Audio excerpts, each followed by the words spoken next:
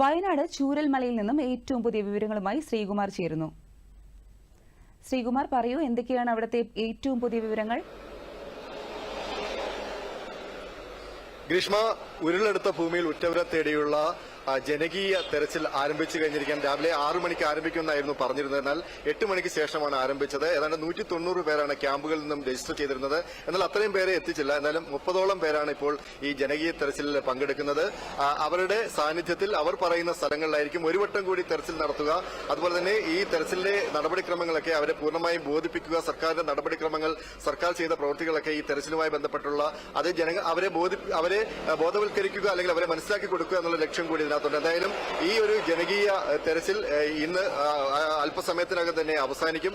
അതോടൊപ്പം തന്നെ പ്രധാനമന്ത്രിയുടെ സന്ദർശനത്തിന് ശേഷം ഞായറാഴ്ചയും ഈ ജനകീയ തെരച്ചിൽ ഉണ്ടാകുമെന്ന് മന്ത്രി അറിയിക്കുകയുണ്ടായി. ഞാനിപ്പോൾ നിൽക്കുന്നത് കൽപ്പറ്റ ടൌണിലാണ്. ഇവിടെ പ്രധാനമന്ത്രിയുടെ സന്ദർശനവുമായി ബന്ധപ്പെട്ട് എല്ലാ സുരക്ഷാ ക്രമീകരണങ്ങളും പൂർത്തിയായി. നമുക്ക് ദൃശ്യങ്ങളിൽ കാണാൻ സാധിക്കുന്ന പോലെ റോഡിന്റെ ഇരുവശങ്ങളും ബാരിക്കേഡുകളാണ്. കിലോമീറ്ററോളം ബാരിക്കേഡുകൾ സ്ഥാപിച്ചു കഴിഞ്ഞിരിക്കുകയാണ്. ഹെലിപ്പാഡിന്റെ നിർമ്മാണം ഏതാണ്ട് അവസാന ഘട്ടത്തിലാക്കുകയാണ്.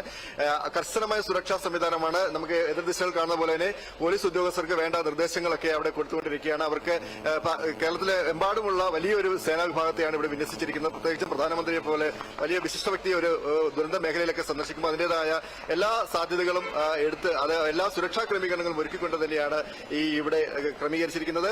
മറ്റൊന്ന്, കേന്ദ്ര സംഘം ഈ ദുരന്തബാധിത മേഖലകളിൽ കേന്ദ്ര സംഘം അല്പസമയത്തിനകം എത്തും. ആഭ്യന്തര മന്ത്രാലയം ജോയിന്റ് സെക്രട്ടറിയുടെ നേതൃത്വത്തിലാണ് കേന്ദ്ര സംഘം എത്തുക.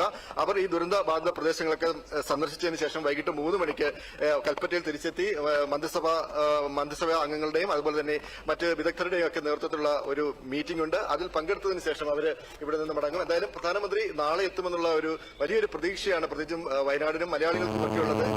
ദേശീയ ദുരന്തമായി പ്രഖ്യാപിക്കുമെന്നുള്ള ഒരു പ്രതീക്ഷ മന്ത്രിമാർ അടക്കമുള്ളവർ പങ്കുവയ്ക്കുകയുണ്ടായി, മുഖ്യമന്ത്രി അടക്കമുള്ളവർ പങ്കുവയ്ക്കുകയുണ്ടായി. അതുതന്നെയാണ് കൂടുതൽ കേന്ദ്രത്തിന്റെ സഹായം ലഭിക്കും. അതോടൊപ്പം തന്നെ ഇവരെ പുനരധിവസിപ്പിക്കാനുള്ള നടപടിക്രമങ്ങൾ, ഇവരെ ജീവിതത്തിലേക്ക് തിരിച്ചു കൊണ്ടുവരാനുള്ള നടപടിക്രമങ്ങൾ മുന്നോട്ട് കൊണ്ടുപോകണം എന്നുള്ളതാണ് ലക്ഷ്യം. നന്ദി ശ്രീകുമാർ.